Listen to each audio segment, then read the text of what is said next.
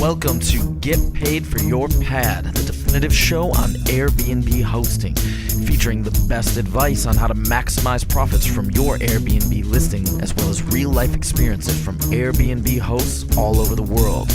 Welcome. We are your hosts, Josefa Kapadia and Jasper Rivers. Get paid for your pad. Get paid for your pad. Get paid for your pad. Get paid for your pad. Get paid for your pad. Get paid for your pad.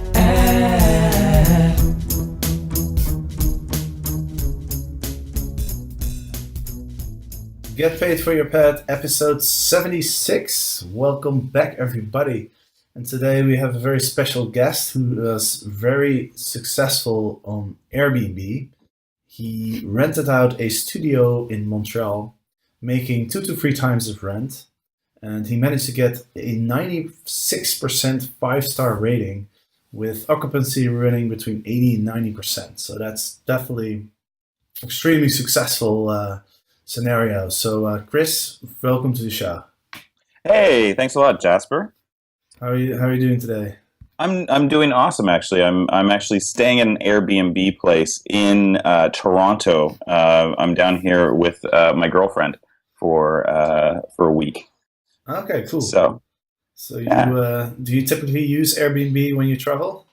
Yeah, I totally use Airbnb when I travel, and we were just talking about this. One of the neat things I like about traveling with Airbnb is you almost get to assume other people's identities. You know, you get to live in their houses, and you get to try out new furniture and new appliances and so forth. And sometimes you find things you like. So, for example, a few weeks ago, we were staying at the house of a German history professor, and I just thought it was interesting, the way their place was decorated, and the way that German people set up their houses and so forth. And I think that's something that's really unique about Airbnb that you can't get from a hotel. Absolutely, I totally agree. So that's maybe you can give us a quick background of yourself. Yeah, so I got into Airbnb just a bit less than a year ago.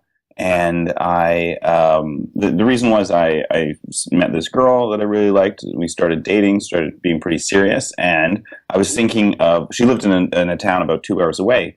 So I was traveling all the time to go visit her for long weekends. And it was expensive. And so we thought, what can I do now that I'm leaving my apartment empty every weekend, what can I do to start to maybe make some of that money back? And so I started renting my place out on Airbnb for the weekends when I would be out at my girlfriend's place.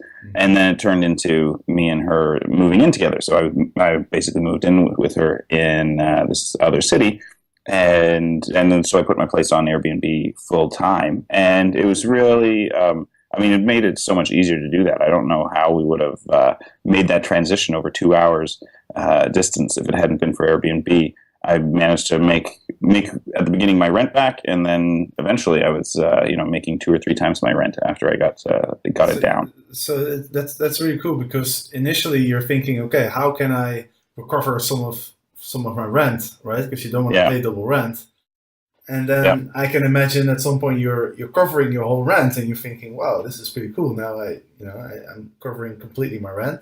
And then you start making more, and you start realizing, okay, now I'm actually making money on this whole thing.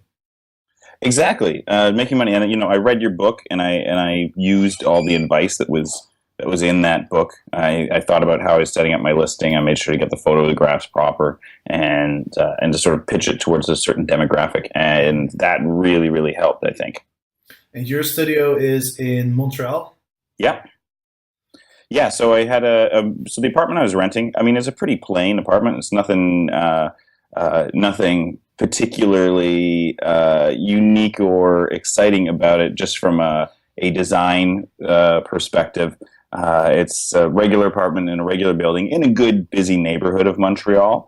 But it's also really competitive. My neighborhood of Montreal has, there must have been 60 people renting their places within a 1 kilometer radius.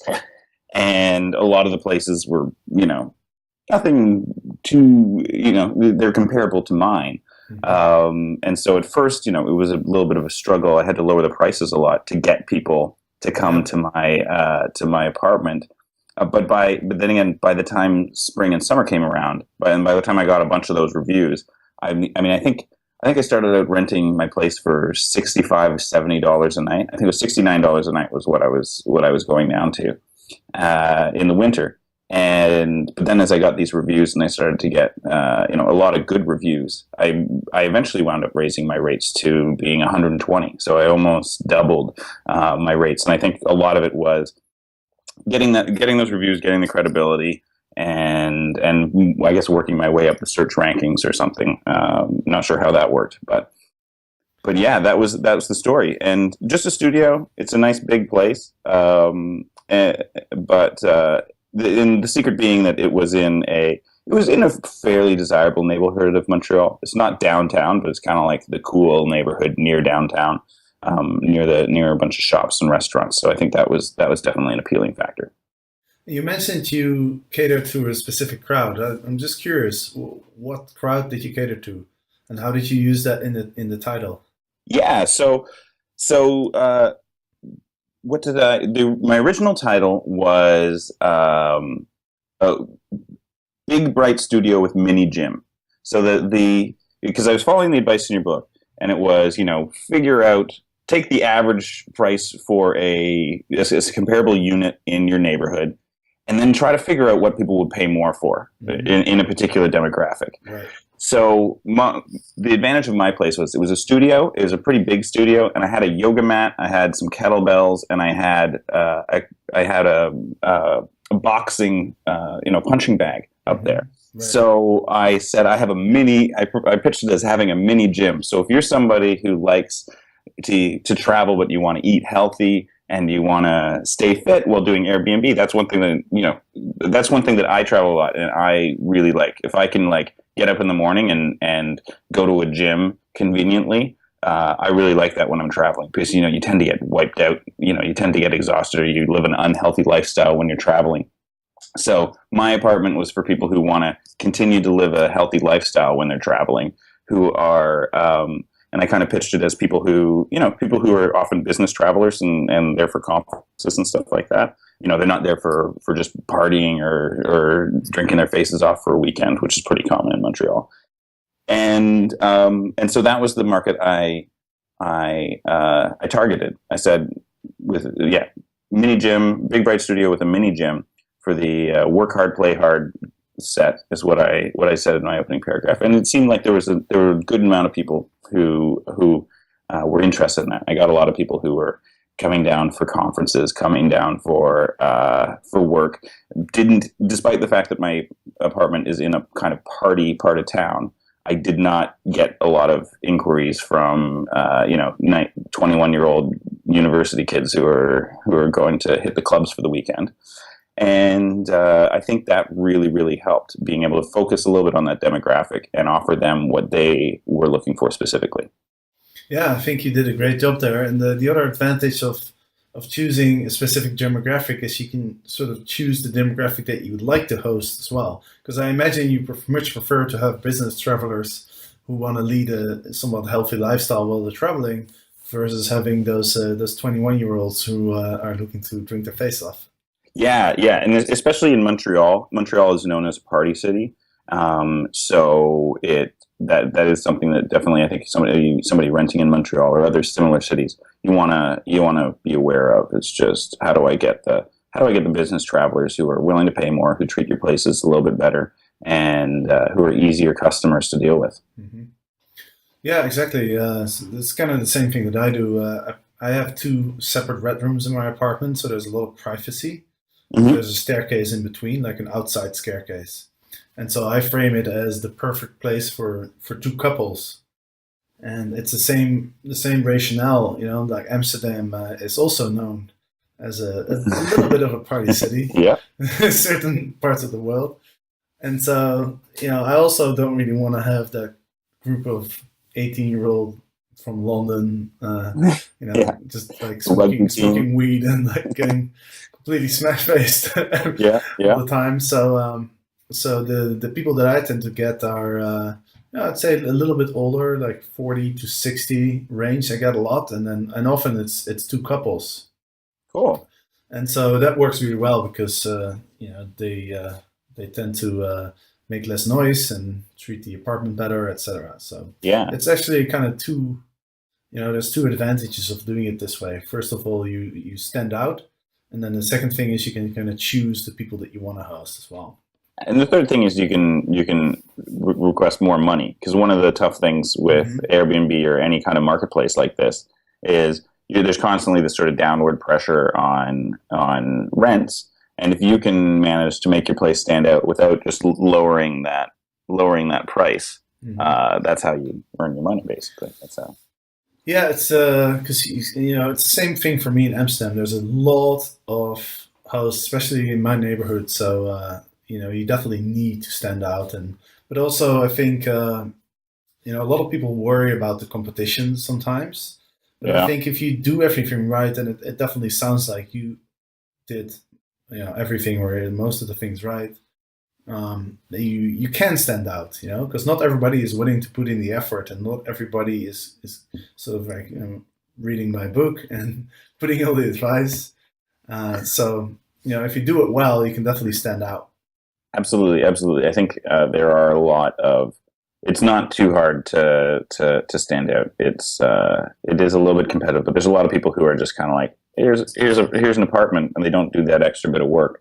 And Airbnb doesn't really, probably not too profitable for those people, or it's just a little bit of money on the side. But people who take it seriously wind up getting those really good reviews, getting the really good reputation, and being able to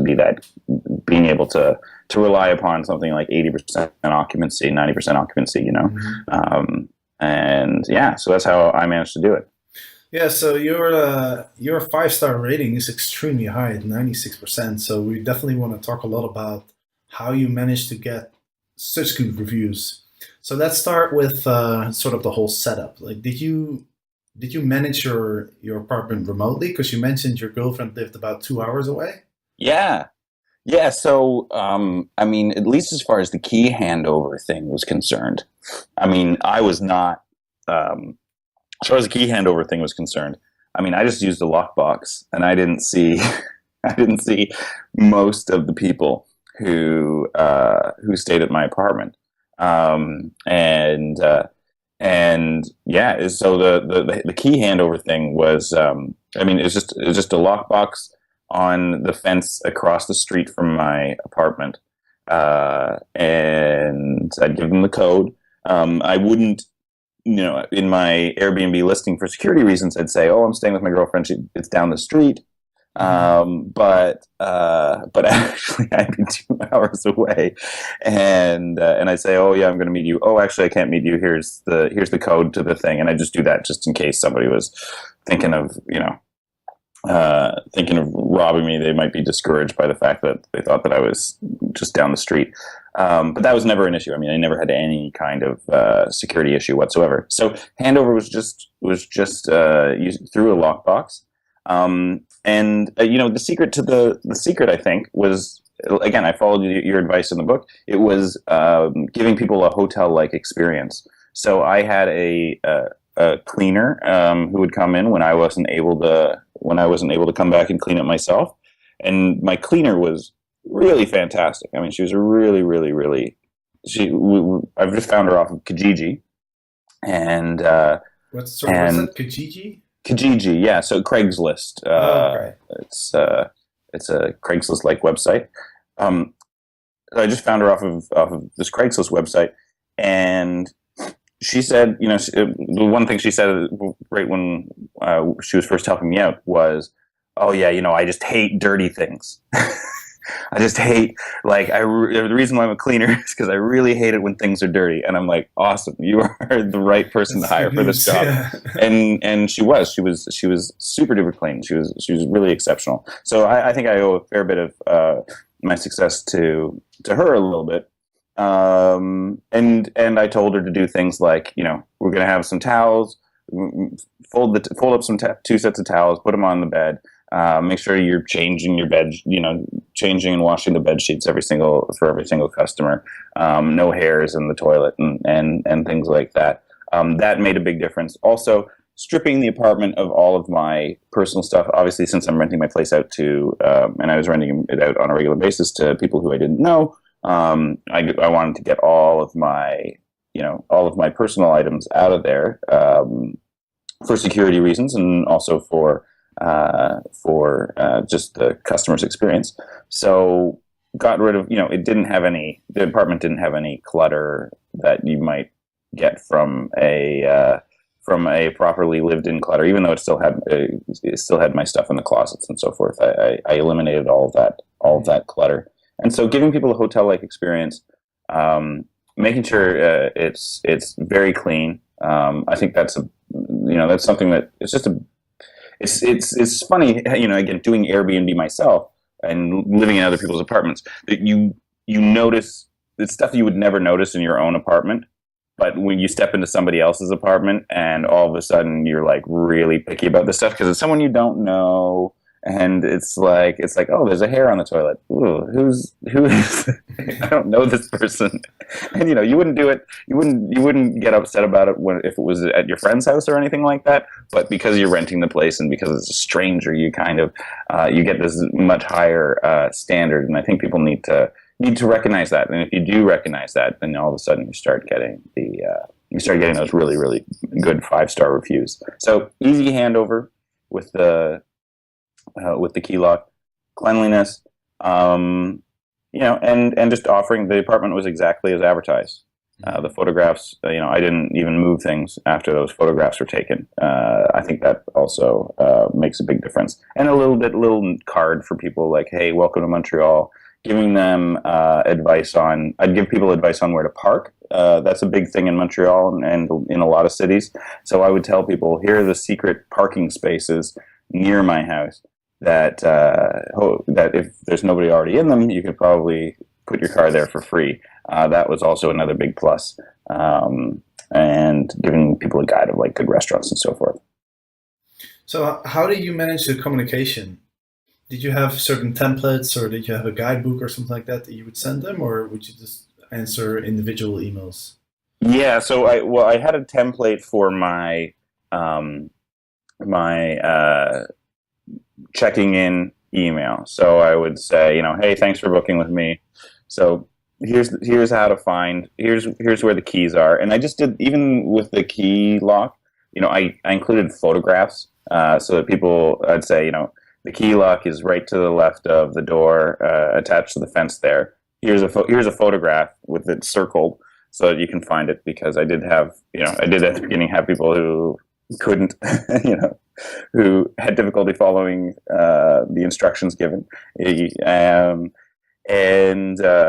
then telling people about parking, telling people about alternate parking if the first parking doesn't work, telling people that they can communicate with me anytime. Here's my proper phone number if you need to call me, and yeah, that was basically it. But just giving people the feeling.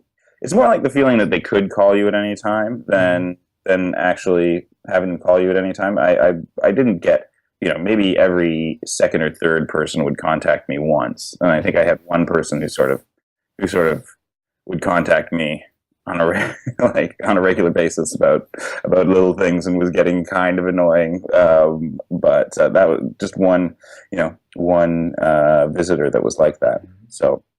Yeah, there was no downside to making myself very available to people. Mm-hmm. Yeah, you touched on a couple of really good points. Obviously, the cleanliness is something that I think some people underestimate. I mean, it's just a number one complaint in the hospitality industry, whether it's hotels, Airbnb, or wherever you're staying. Even if the place is completely spotless, like one little hair can sort of like destroy the experience, right? Yeah. You find one hair in your bed, like you said, you don't know that person, and it kind of grosses people out. Yeah. So cleanliness, extremely important. You mentioned having detailed instructions for people. I think that's also a really good point, because it's a different perspective being a guest than being yourself, right? When I write instructions how to get to my house, I've already taken that route 1,000 times, so it feels very simple in my mind, right? And I Hmm. think that's sort of like you can. It's easy to forget like little things that you kind of assume are like pretty straightforward or obvious. And so I always tell people to put yourself in the position of a guest, right? And just arrive at the airport and, well, where do you get your train ticket? Like, where's the machine, Yeah.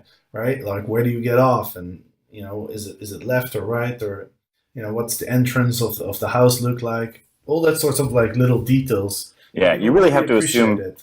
You have to assume nothing because you have to assume. You should assume that these people have never been to your town before.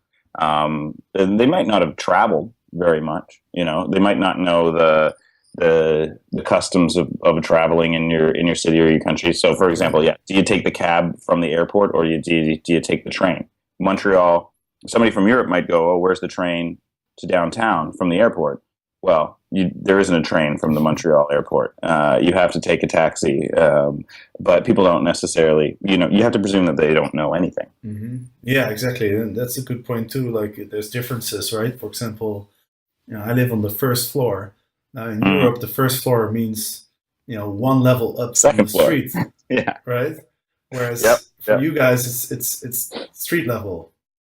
In Montreal, it's the European way, but then Oh, in the rest of Canada, it's the okay. American. So, and that's another thing that is confusing. I'm on, I would always tell people it was on the second floor because they're usually coming from the United States or English Canada. Exactly. So, And, the reason I I remember this is because I once had guests, and I guess they were from the US, and they had trouble walking up the stairs.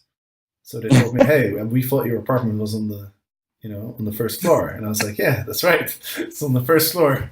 And they're like, "Well, we didn't expect a staircase." So I was like, "Well, we typically don't have elevators for, it's just a 1 or 2 story building." yeah. And they're like, "No, that's supposed to be street level." And I was like, "Oh, okay." So Yep.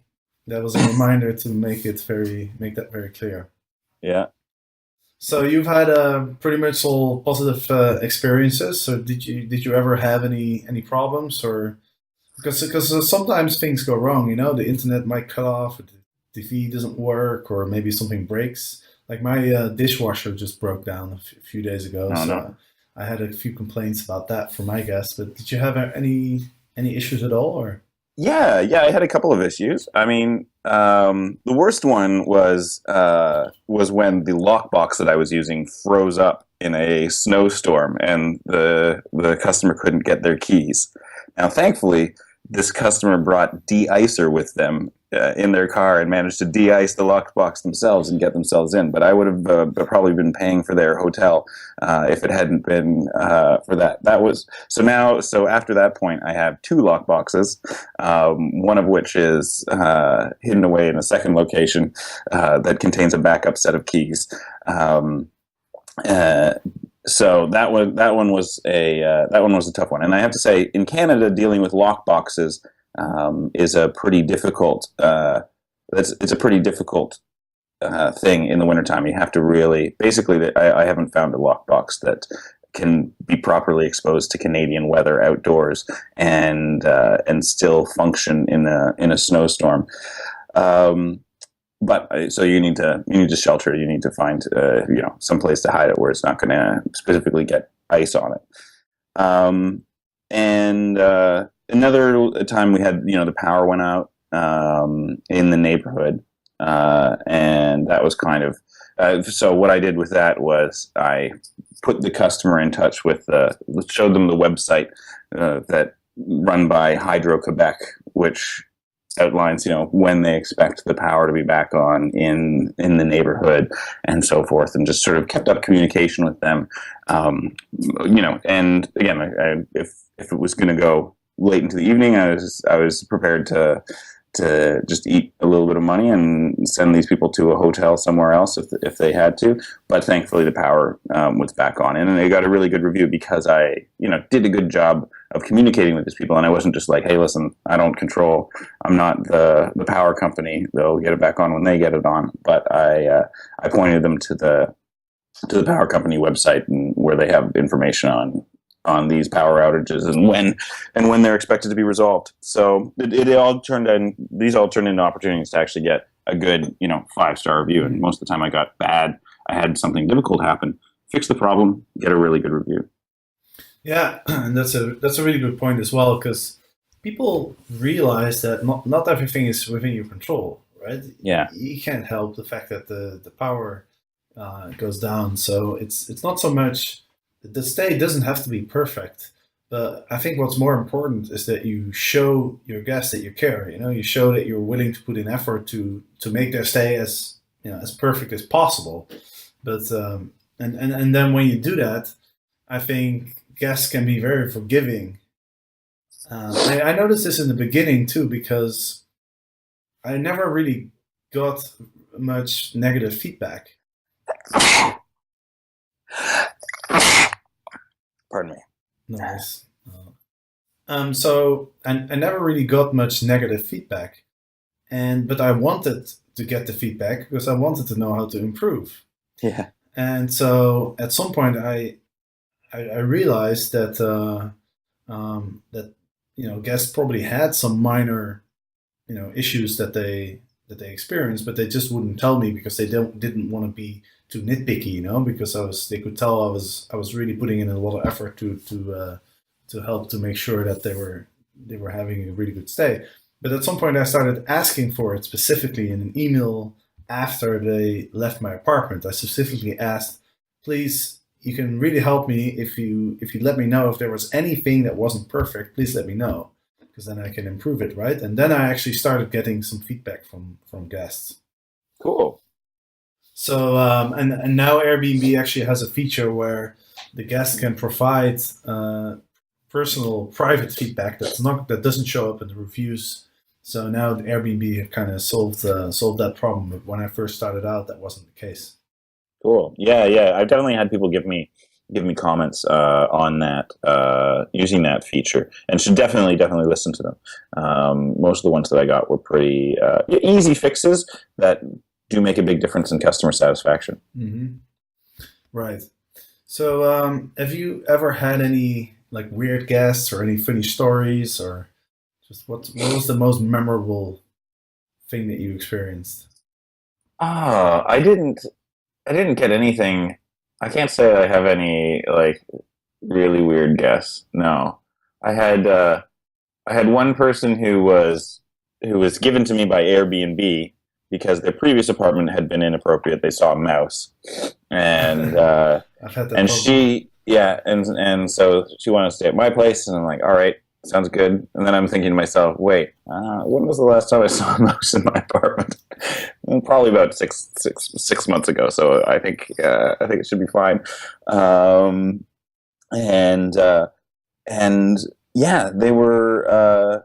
I mean, she sent me some. I think there were a couple of texts that were just a little bit explaining really, how to turn on the lights or something like that to this person who was a little bit helpless. But no, that was about it. I didn't have any really weird guests or anything like that. Okay, that's good. Yeah, I mean, Yeah. the mouse has been an ongoing problem for me. Like in Amsterdam, it's really hard to keep those mice out. And I put the garbage outside, and I tell the guests, not to put any food out. But sometimes, people are on holiday and they're having a good time. They leave some food out, and then they show up pretty quickly. And they're usually not a very welcome guest. Yeah, in Canada, it happens in the fall. As soon as the weather goes below freezing, and all of a sudden, all the mice from the rest of the city start jumping into people's houses left, right, center, and everybody gets one mouse in November at some point before you get rid of it. I don't blame them. I do the same thing. I mean, I haven't been to Montreal in the winter, but I've lived in Chicago, and it was pretty cold there in the winter. So yeah, I can only imagine what it must be like in Montreal. So, do you have any other tips for people who are either looking to start with Airbnb, or maybe people who are already doing Airbnb and looking to improve their listing? Yeah, I mean, well, obviously you have with pricing. changing your pricing around, watching that little graph, and adjusting your pricing accordingly. I have to say, Airbnb has a little pricing suggestion tool. I found that was extraordinarily useless and, in fact, counterproductive. It was always giving me the wrong. I never felt like it was giving me the right price. And when I used it, I often wouldn't rent my apartment for a couple of days. So, I don't know if other people have had that experience. That's just one data point. But dealing with pricing, again, pick your niche and try to add one or two things that appeal to that niche. Write a really nice descriptive. I wrote a really good long descriptive description of my apartment that again was aimed at a certain large, significant size demographic, telling people what they wanted to hear. Once I had those good reviews too, I mentioned on my, I put in my profile, I'm a 5-star Superhost. So if you want to know you're going to get a good apartment, rent my apartment. Because this is another thing that people are constantly worried about on Airbnb is they're like, oh, this apartment looks good, but it might not be reliable. It might not be consistent. I don't know that I'm going to get a good apartment with this guy who has 4 stars. But this guy who has 5 stars with 20 reviews, well, I know that this person's gonna offer me a good experience, and I'm willing to pay an extra $20 to know that, just for that reduced risk. That's why people stay at the Holiday Inn, because they know what they're going to get at the Holiday Inn, and you're going to pay more to have that consistent experience at a Holiday Inn than you will for Bob's Inn, which might be a perfectly nice place, but people just don't know what they're going to get. Mm-hmm. So once you get those good reviews, rely on them, highlight them in your heading or in the first paragraph of your description, just finding out what's unique about your place and trying to figure out who would like it. I think that's a big key. Yeah, I think those are very good points, and it's funny that you mentioned that the Airbnb pricing app hasn't really helped you, because I've been getting some other feedback from people that they feel like they're really not recommending the right prices. So I don't know exactly how it works, but I've actually been using Beyond Pricing. I don't know if you heard of it, but it's a company that specializes in calculating the optimal prices for Airbnb listings. And my revenue has significantly gone up actually after I started using it. Okay. So, the way I see it is, it's pretty difficult to determine what the optimal price is, right? There's so many different factors. And, these guys at Beyond Pricing, they have so much data, and they have several data analysts, and they have all these complicated algorithms and stuff. And I just can't see how me personally can beat a whole team that specializes in calculating all those prices, right? Yeah, I think that guessing is probably not a good way to do things. What I would be doing is I had a wish list of comparable apartments in my neighborhood, and I would go through that wish list to see what my competitors were charging on a particular weekend, mm-hmm. and sort of adjusting my prices accordingly. But yeah, I think obviously it's pretty clear that the Airbnb tool is not as robust, or not taking certain things into consideration that you need to take into consideration. And it sounds like this Beyond Pricing thing sounds pretty interesting. Yeah, absolutely. I'm running a record year this year, and I think it's largely because the Beyond Pricing is charging more than I was pricing, but I'm still getting booked. So okay. I guess I was underpricing. But for those who want to try it out, you can actually get the first 3 months for free, and then after that they charge 1% of the total revenue, which in my case was totally worth it. Yeah. And so for those who are interested, you can find the the link to the website on the blog, getpaidforyourpet.com/blog. And then if you use that link, you get the first 3 months for free. All right. Well, we've been talking for almost 35 minutes. Thank you so much for your time. I think it was you got some really good advice for people out there. And I think it definitely proves, like your case definitely proves that even if you're in a competitive area, if you do the research, if you get the information, and you put in the effort to do the best you can, then you can get pretty amazing results with Airbnb. Absolutely, absolutely. And actually, thinking about when I'm going to start renting things out, getting more properties or something like that, and finding places to rent out on Airbnb. That's what every time I'm going in through a new neighborhood and looking at apartments, I'm always like, oh, I wonder how much I could make for this place on Airbnb. So we'll see. That's funny. Well, join the club. All right, Chris. So thank you so much. And for all the listeners out there, thanks for listening. And of course, next week there will be a new episode of Get Paid for Your Pet. So we'll see you then. Goodbye.